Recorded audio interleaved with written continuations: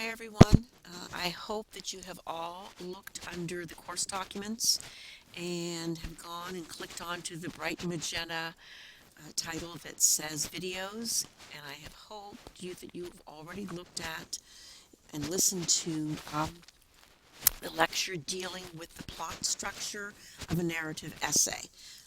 I don't know. I don't think that the image up there was really clear, but we did talk about in that particular video. We talked about the 5 parts of the essay specifically for the narrative. And just as a brief review here, this story arc for the narrative, it includes the first paragraph called the exposition, which is the introduction of the main characters, the setting, just kind of leading your reader into this life story that you're going to tell, this life's lesson that you're going to tell. And of course, the very last sentence of that introduction is your thesis statement. If you remember, the second paragraph in the narrative is the rising action.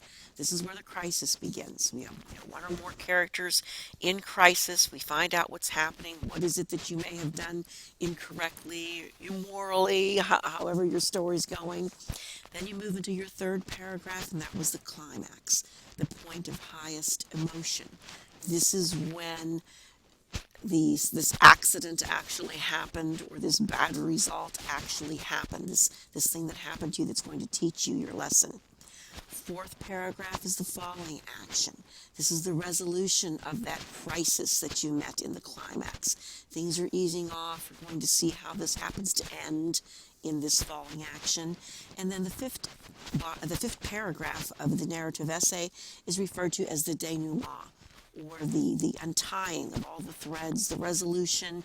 And it is here where you restate your thesis statement and you kind of move forward and explain the lesson that you learned, and how we can kind of create that, or place that into values and maybe learn a lesson from your experience.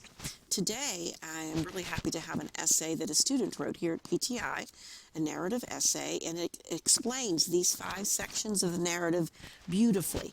And I feel that for some of you, if you see an example of this essay and we read it together and we look at the parts together, that you will truly understand which way your essay should form. Now, this first part is referred to as the exposition. And remember, that is the introduction of the main characters, the setting, and so forth. If you take a look at this young man's introduction, he starts with a quote, which is an excellent hook for any type of essay. And he writes, "Have you ever heard the saying, monkey see, monkey do? If you have, then you have probably also enacted it in one way or another, too." Oftentimes, this adage exemplifies the fact that one has modeled inappropriate or dangerous behavior, thus getting hurt. I am no exception. And like many people, after witnessing, I have followed suit. I can remember it as if it were only yesterday, the time I ran with the big boys, and the disaster that ensued. The playground was full of screaming little kids, as well as too few absent-minded parental units. That late afternoon, the sun was shining through the canopies of the large oak trees, and the wind was whipping through the leaves. The squeaking noise of a rusty, derelict merry-go-round was filling my ears. I was young, at about 6 or 7. I was in the first grade, and my mom had signed me up for an after-school program that the Salvation Army was hosting. It was there, in that harmless, peaceful playground, where I jumped on the bandwagon and ended up paying a visit to the hospital. Do you see how he lets us, by his description, how he lets us see this wonderful, peaceful playground? Beautiful day, the canopy of the trees, the derelict merry-go-round. He really gives us a nice description of this so we can visualize in our minds this little 6-year-old boy running around, playing in the playground. Parents are watching, but yet they're off, kind of chatting with one another. Everyone's relaxing a little bit, and he lets us know that he's going to follow these big guys. And that thesis statement right there, he mentions in that harmless, peaceful playground, he ends up paying a visit to the hospital. So this is his exposition, his introductory paragraph with his thesis statement. We move forward and we're going to look at paragraph 2, which deals with the rising action. Notice it's not excessively long, but he does let us know what happens to cause the climax. It says, I was riding the merry-go-round when over the squeaking of its gears, I heard the whooping and hollering of boys playing. I ran over to the boys, hoping they would allow me to play with them. They did not mind my company, so I eagerly joined their group.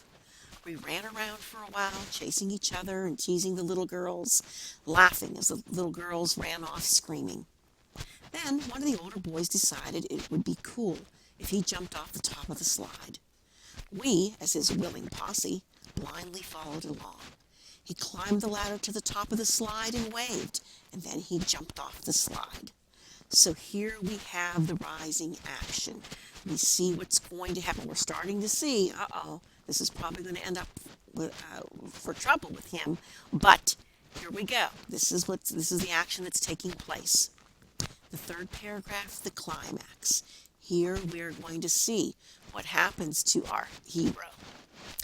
He states, the group of young, impressionable boys watched breathlessly below as he flew through the air and off the slide.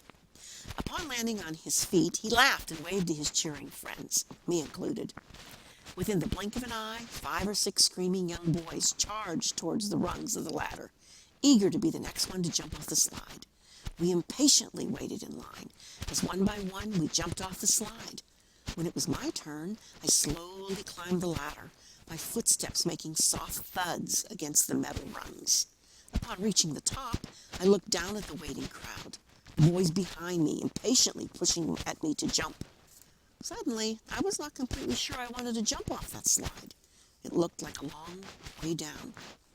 The angry yells of the waiting boys sealed my fate. I jumped off the slide. I twisted and turned on my way down. But all fun comes to an end, including mine. With a sickly crunch, I stopped when I met the ground. Pain was racing up my shoulder, and hot, wet tears flowed down my face. I should have known that those tears and the stabbing pain in my arm were the prelude to the hospital and to a cast. So here we have the climax. We find out what happens to our hero whenever he does this dare, or makes this not so bright error in jumping off from this high spot. Our fourth paragraph, the falling action. Here, with our falling action, we are going to see the resolution of the crisis. We're going to see what happens to him as a result of jumping. Since silence filled the playground, except for my whimpering cries, I had overjumped and had landed on my arm against a tree trunk. The heavy weight of my body collided with my arm, snapping it completely in two. The adults who were watching us ran over and asked the group of boys standing around me what had happened. They said I had fallen and had hurt myself. The supervisor of the youth program collected me in her arms and rushed me inside to get some ice. While we sat inside, my mom was called, and the supervisor told her of the situation. She drove over to the building we were in and put me in the car. Then we drove to the hospital. The doctors took x-rays of my arm and concluded that I had indeed broken my arm. The doctors set the bones and placed my arm in a blue cast. After the hospital, my mom and I went home. It would be 4 weeks before I was allowed to remove that blue cast. So we see what has happened. We see the resolution of his crisis. And now we're going to take a look at the denouement, the 5th paragraph that concludes his narrative and that tells us of his lesson learned. It says, following the leader can have serious consequences, especially if the leader is involved in a dangerous activity. I followed the leader into a potentially deadly situation. I made a stupid choice jumping from that slide. All I got to show for my stupid stunt was a broken arm in a baby blue cast. Granted, I got off relatively easy, but who knows what might have happened next time. Some advice for any it may concern. Do not follow the leader and do stupid things. It will never turn out as you expected. Likely as not, you will get hurt too, or even die. Notice his topic. It was no grand, earth-shaking lesson. It was a simple afternoon at a playground with a little 6-year-old boy. And yet, he learned that day to be a little more careful, to think things through a little bit. So when you write your narrative essays, do not ponder and worry yourself that, the narrative you're going to tell is not anything that's really big or important. Usually these narratives just cover a few hours. We do the deed and we learn from our error.